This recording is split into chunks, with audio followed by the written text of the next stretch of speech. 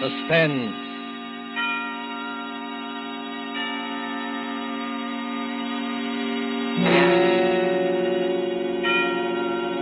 This is the Man in Black, here again to introduce Columbia's program, Suspense.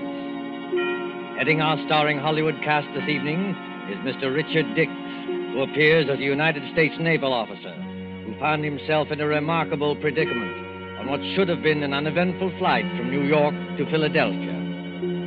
As fellow passengers aboard the airliner are Miss Gail Page as a girl named Monica and Mr. Montague Love, who plays that aged and domineering millionaire Silas Naylor. A story by John Dixon Carr called Death Flies Blind is tonight's tale of suspense. If you have been with us on these Tuesday nights, you will know that suspense is compounded of mystery and suspicion, dangerous adventure. In this series are tales calculated to intrigue you, to stir your nerves, to offer you a precarious situation and then withhold the solution until the last possible moment. And so it is with Death Flies Blind and the performances of Richard Dix, Gail Page, Montague Love, and our other players, we again hope to keep you in suspense.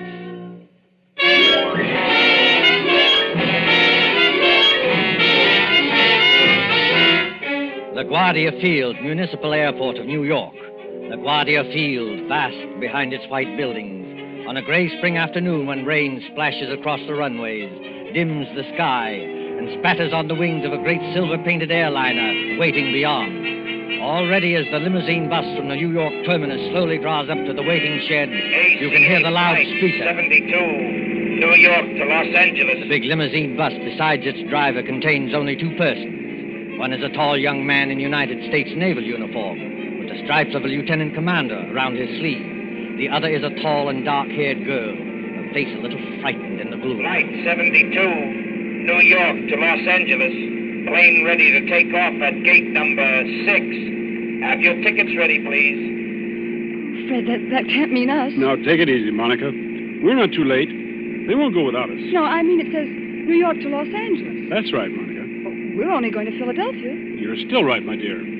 I arranged for a special stop at Philadelphia. It won't take long, and then they go on non-stop from there. Fred, that's just it. Who's going on from there? Oh, you'd be surprised. This airport bus must hold 20 people, but there's nobody in it except ourselves and the driver.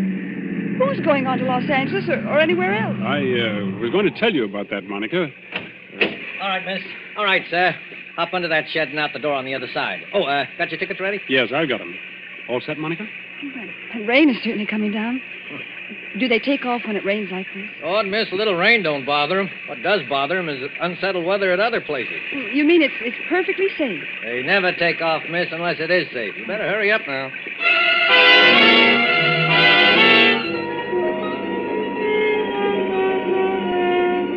There's the plane, Monica. Shall we run for it? Fred, I'd rather not run if you don't mind. Aren't getting nervous, are you? No.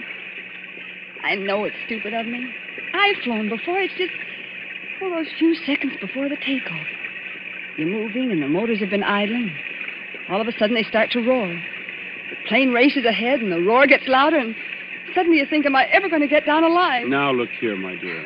Oh, I'm sorry, Fred. There's nothing to worry about, you know. Of course not. I'll be good. It's just this dismal day and a ghostly bus without any passengers. And... Fred, look. Where? At the plane. They've got all the windows covered inside with little gray curtains. Oh, that's all right, Monica. It's only a wartime measure.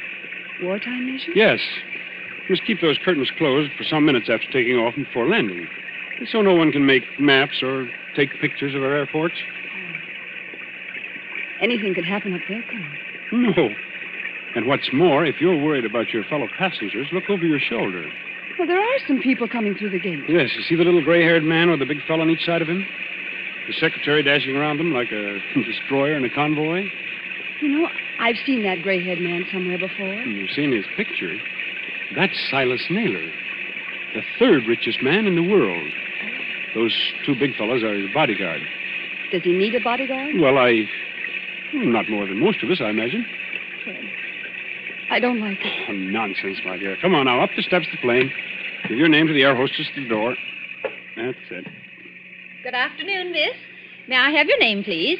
I'm Monica Vale. You're the air hostess? That's right, Miss Vale. Take any seat you like. And you, sir? Onslow, Lieutenant Commander Fred Onslow. Oh, yes, Commander. We've had instructions about you. Happy to have you with us, even if it's only as far as Philadelphia. Thank you. May I take your overcoat or your briefcase? Only the overcoat, please. I'll keep the briefcase. Fred, look there. What is it now? That man you called Mr. Naylor's secretary. Light-haired man, rather good-looking. He's sprinting towards this plane as fast as he can run. Well, he'd better be careful on that slippery surface. He certainly has. Look out, man. Look out, man. Watch your step. Look out. Well, are you all right? Here, let me help you up. I'm all right, thanks. Perfectly all right. Air hostess. Yes, sir. My name is Michael Shepard. I'm Mr. Naylor's secretary, and I think there must be some mistake here. Mistake, sir? Yes.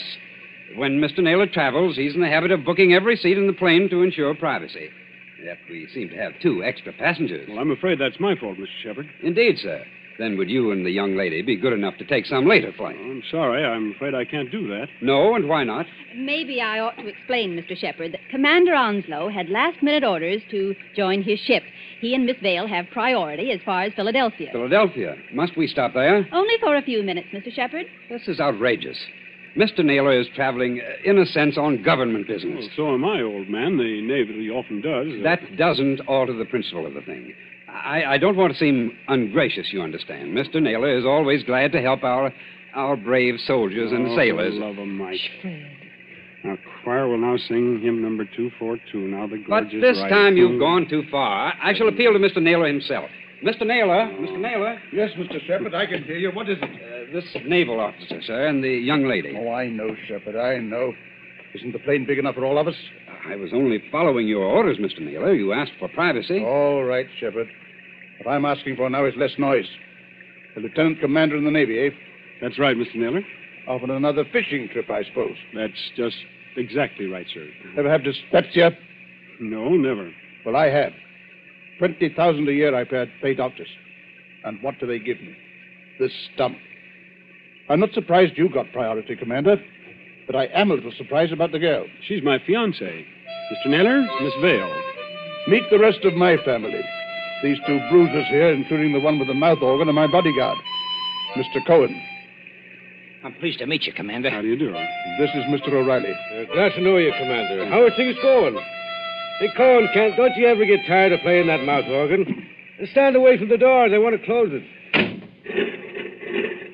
Will everyone please take your seats and fasten the seatbelts? Are we ready to take off? Yes, in just a moment. Shepard. O'Reilly. Cohen. Come along to the front of the plane. Yes, sir. Oh, we'll sit in the back here, won't we, Fred? Yes, of course. Fred, is anything wrong? No, of course not. Why, what could be wrong? Then you'd better sit down. We're starting to move. That's good advice, Commander Onslow. But I must ask you, Miss Vale, not to touch the curtain on the window. How soon before we can open the curtain? As soon as we're well away from New York. You see that illuminated sign, no smoking, fasten seatbelts? Yes. What about it? When the lights in the sign go out, you can open the curtains and smoke as much as you like. Now, if you'll excuse me. Certainly. You needn't try to fool me, Fred Onslow. I saw you. You saw what? I saw you pick up that scrap of paper one of those men dropped. Why, that wasn't anything, Monica. May I see the paper? No. Why not? Well, because I'd rather you didn't see it, that's all. There is something wrong, isn't there? Look, Monica, let me repeat over and over. What could be wrong? Why, there's Silas Naylor, an internationally famous figure, with a group of trusted attendants. Here's an ACA plane as safe and dependable as the old gray mare. All the same, All the same what? I wish I hadn't brought you along. I wish there was some kind of an emergency cord, like a train, so that you could stop this plane whenever you have to. We're on our way.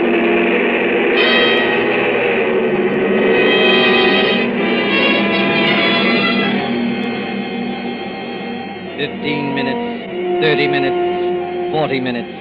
The great silver plane throbs against dead quiet. It's warm and stuffy in the cabin, despite the hissing ventilators. Dim white reading lamps shine down on a double row of cushioned chairs along one side and a single row of cushioned chairs along the other. Ahead, above the closed door to the pilot's control cabin, the red glowing sign still warns against opening those curtains. Aft in the plane sits Commander Onslow, his eyes fixed on the clock under that illuminated sign.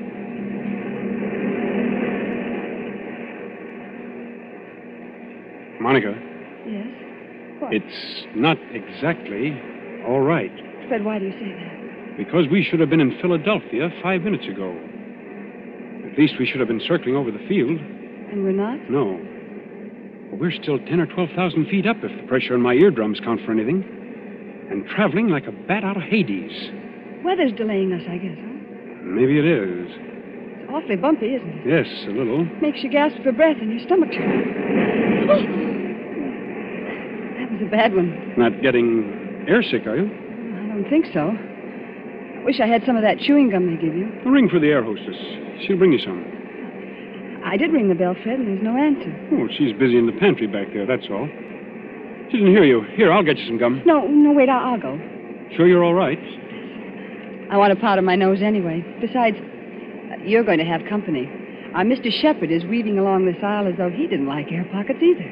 Well, thank the Lord one of that party's awake up there. I thought they were all dead. Don't say that. Say what? Dead. A spooky plane with everything so quiet and dead itself. Remember how the pilot walked through a while ago and looked around and walked right back to the control cabin again? Yeah, I didn't notice him. Oh, that's what I mean. It was like a ghost. I'll be right back. I say, Commander Onslow. Yes, Mr. Shepherd? Mind if I sit down? Not at all. Go ahead. Fact is, Commander, I want to apologize. Oh, that's all right. Forget it. I'm not such an ill-mannered guy as I must have sounded. It's no joke, you know, taking care of the chief. I've got to go ahead like a cyclone so that everything would be quiet when he gets there. And it's a great responsibility, too. I can imagine. I go on these long trips. There's the chief half asleep and O'Reilly reading detective magazines and Cohen with his mouth organ. Doesn't that mouth organ bother the old boy? No, he likes it. Especially when Cohen plays the old square dances. Chief's a great man in his way. I was just wondering about that. Wondering what? Is it true? Stop me if I'm talking out of turn. Go ahead. We can trust the Navy. Is it true he's offered to design and build, at his own expense, a fleet of underwater cargo boats, submersible freighters, up to 5,000 or 6,000 tons? That'll do away with the submarine menace altogether? Where did you hear that? Oh, just rumor. Is it true? Yes, it's true enough. You see, Mr. Shepherd, I'm one of the few people who believe that plan is practical. But there must be a lot of people who would like to see Mr. Naylor put out of the way. There are, Commander. Only they can't get at him. You're quite sure of that? Dead sure. Hitler himself isn't better guarded. Why, you could no more shoot or stab or poison the chief than you could... Why, what was that? What happened? Monica?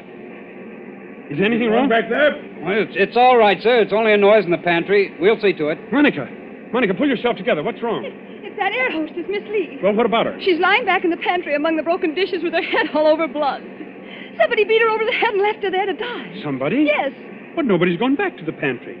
Nobody's gone past us except the pilot or co-pilot of this plane, remember? Excuse me, Mr. Shepherd. I'm going to open the curtains on that window. Do you think it's wise, Commander? We were told not to. Well, we were told a lot of things. I'll just take the responsibility of... Good Lord! There, Monica. Mr. Naylor! Yes, son. What's up? Draw the curtain on your window and take a look down. If O'Reilly and Cohen have got guns, they better keep them handy. Is that so now? Why? Because we're not flying west. We're over the Atlantic Ocean now and headed straight out to sea.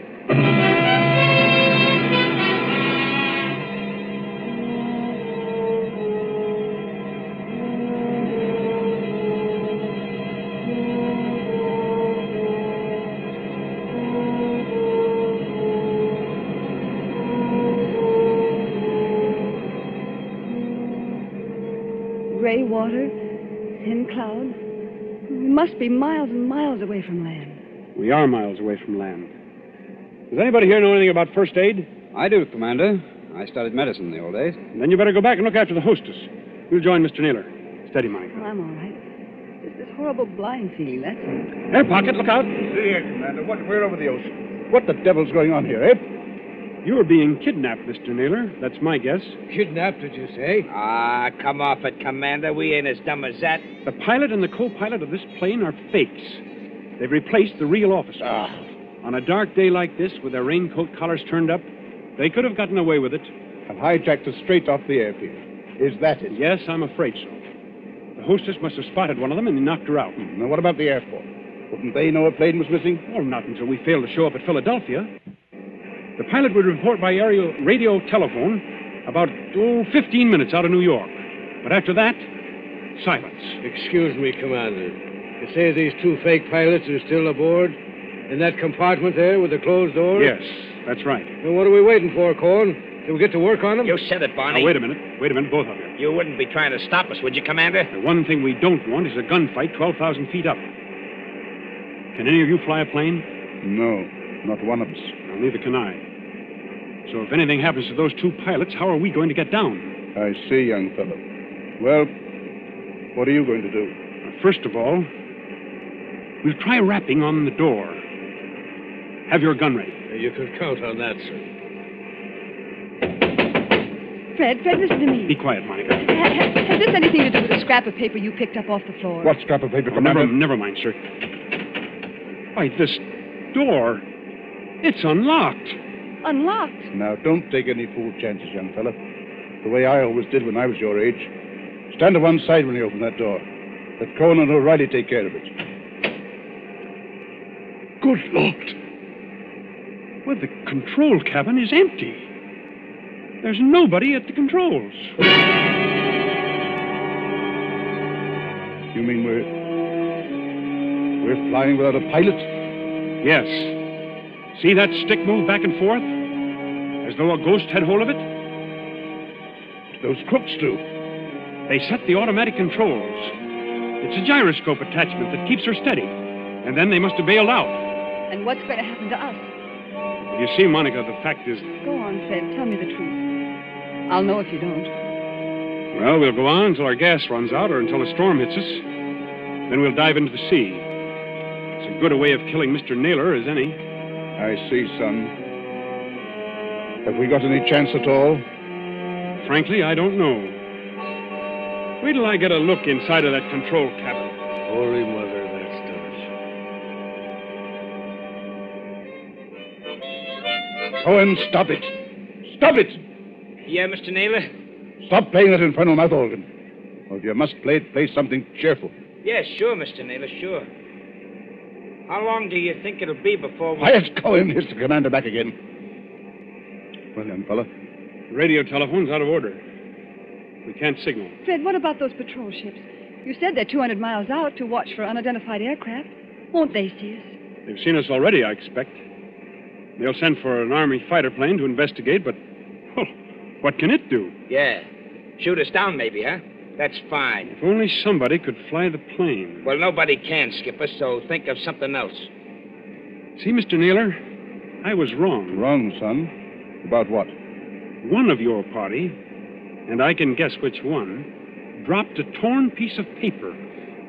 There was a line of writing on it, probably the end of some instructions. Well?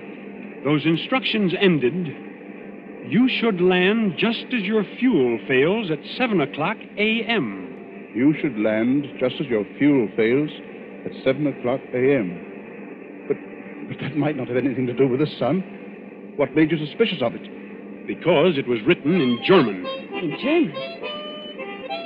Quiet, Cohen. I can't hear myself think. Okay, Mr. Naylor. I'm sorry. I thought the fake pilots were kidnapping you, maybe abroad. There's not enough fuel for that, is there? Well, if there's enough fuel for Los Angeles, then there's enough for Europe. Well, that won't work. They bailed out and left us to crash. Excuse me, sir, but it's getting black as pitch out there. I think there's a storm coming up. What happens when that hits us? Plenty, O'Reilly. Plenty. Yeah, well, I was afraid of that. If only somebody could fly this plane, I could navigate it. Navigate it? Yes. You have to learn aerial navigation in my business. With enough figuring, I might even set a new course and try the automatic controls on it. No, I don't dare handle the ship. Wait a minute. I know a way out of this. Well, then speak up, miss. There's a 90-mile wind going to hit us any minute. The air hostess, of course. Miss Lee, what about her? I remember reading somewhere that most air hostesses get flying instructions when they've been with a company for a given length of time. You know, Miss Dale, that's true. There was a girl of Inter Airways who told me the same thing. And if this one can even make a try at landing a plane, we may get back to New York yet. I thought you said she'd been knocked out. Well, she isn't badly hurt, but there's just a chance that maybe she's... There's Shepard, coming back from the pantry. Anybody got a drink? It wasn't very pleasant back there. How is she? You know, we were just wondering whether Miss Lee might be in any shape to pilot the plane. Pilot the plane? Why in blazes should she pilot the plane? There's no time to explain now, Shepard. But we're bound for Davy Jones unless something's done. Could she do it? No. Not even if we revived her? Not if all the doctors on Earth stood at her side. Why, but I don't think you understand, sir. Miss Lee has just died.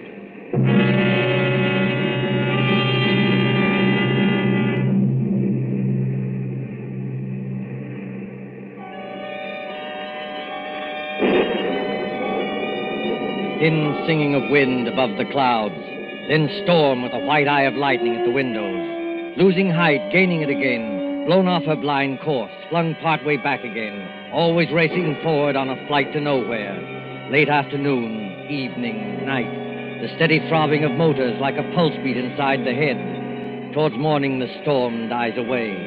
In that dim cabin, there is exhaustion of nerves. The hands of the clock stand at 1:45 in the morning.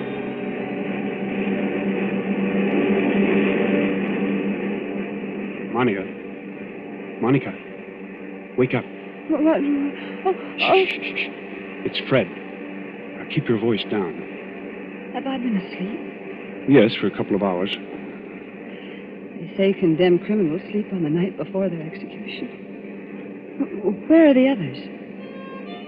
I was a boy back home in the county down there. My father used to say to me, Barney O'Reilly, says he, did you ever see a banshee? A banshee, says he, is the old woman that lets you know when you're going to die. Pipe down, you two. I'm sorry, Mr. Naylor. No offense, Chief. Can the man play a quiet game of solitaire without somebody yapping all the time? Black 9 on red 10. Listen, Monica, and listen carefully. My first idea was right after all. What are you talking about? There's somebody aboard this ship who can fly a plane. Shh. There is. I proved it by the automatic controls. Proved it how? If those controls had stayed as they originally were, the side winds would have blown us clear off our course. But we're still on our course. That shows that somebody's been sneaking in there and setting us right again when we do stray. Then you mean... I mean that we're headed for somewhere. We're being taken somewhere. But we may outwit this gentleman yet. Outwit who? Is somebody still talking back there? I'm sorry, Mr. Naylor. Monica's just waked up. None of us can feel very much like sleeping anyway. You're right, son. I admit it. Come up here and join me, will you? With pleasure. I've cheated myself in this twice in this card game, but I still can't make it come out. Oh, what's the use pretending anyway? We know we're in for it. It's this waiting that gets you. Yeah, that goes for all of us, Mr. Naylor. What I'm dreading is the minute when those motors choke and go dead, and we start whirling down. What does it sound like, Commander, when motors conk out? I've never heard it, Mr. Naylor, but I imagine it sounds like... Listen. I imagine it sounds like that. We're losing height. I can feel it. Well, Cohen, I guess this is the payoff. Yeah, you said it. But look here, Mr. Naylor, we can't be out of fuel. Because it's too early. Look at the clock. It's only 5 minutes to 2 o'clock. I beg your pardon, old man. It's 5 minutes to 7 o'clock. 7 o'clock. Are you crazy? No. Haven't you forgotten the cross-ocean changes in time? By George, the Commander's right. European time is 5 hours ahead of our time. If you don't believe me, just notice that it's getting daylight outside. I was thinking of that message. You should land just as your fuel fails at 7 o'clock a.m. Stand perfectly still, all of you. Yeah, what's got into little Lord Fauntleroy? I'll show you what's got into me, my friend. Yes, I rather thought you would. I shall go into that control cabin. Follow me if you like. I shall sit down at the controls, and I shall bring this plane safely to the ground. Safely to the ground? Where? In Germany, of course. Germany? Don't pull a gun, Cohen. If you plug him, we're all done for. That is good advice, Mr. Cohen. I might add that we're getting closer to the ground every minute. For the love of... Do I take control? Yes, go ahead. But We're following you. Follow by all means. All right. Let's get comfortable here. I take up my position, so. There's fog below. Can you see? Well enough, Miss Vale. Well enough. We must go down rather quickly. And I can't help if it's somewhat rough on your ears. You young swine, what's the idea? The idea, dear patron, is to bring you and your plans for a submarine freighter to a country which will appreciate them. Then those two fake pilots? They were colleagues of mine. Unfortunately, if they had remained, your pug uglies would have started a gunfight, and none of us might have got here. Well? So they left by parachute. And I brought you safely, without blood or toil, into the boundaries of the Third Reich. You're going down too fast, man. Now take it easy. I am perfectly in command, thank you. Look out! The trees, Look out, they're coming man. straight up at us.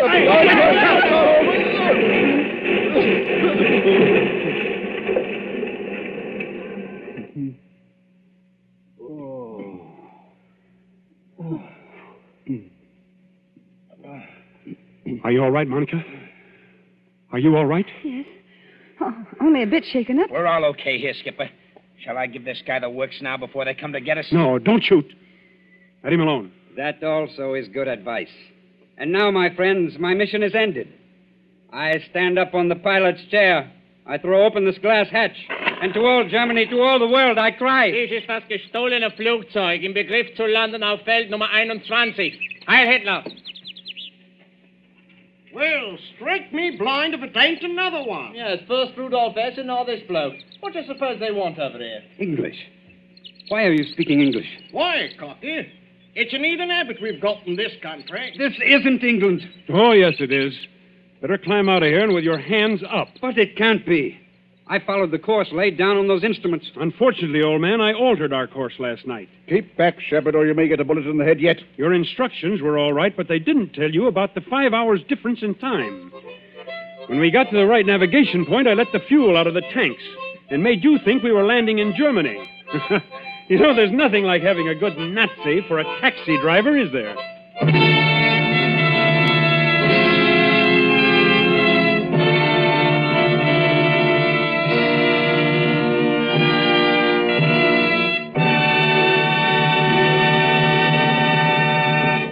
And so ends Death Flies Blind, starring Richard Dix with Gail Page and Montague Love.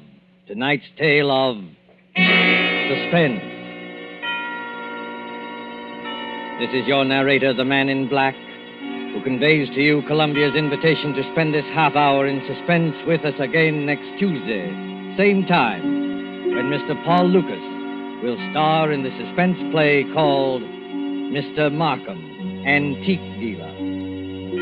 Ladies and gentlemen, on the following Tuesday, May 18th, Mr. Charles Lawton and Miss Elsa Lanchester will be with us in one of the most famous of Agatha Christie's thrillers, The ABC Murders. William Spear, the producer, Ted Bliss, director, Lud Gluskin and Lucian Mahowick, the conductor and composer, and John Dixon Carr, the author, collaborated on tonight's Suspense.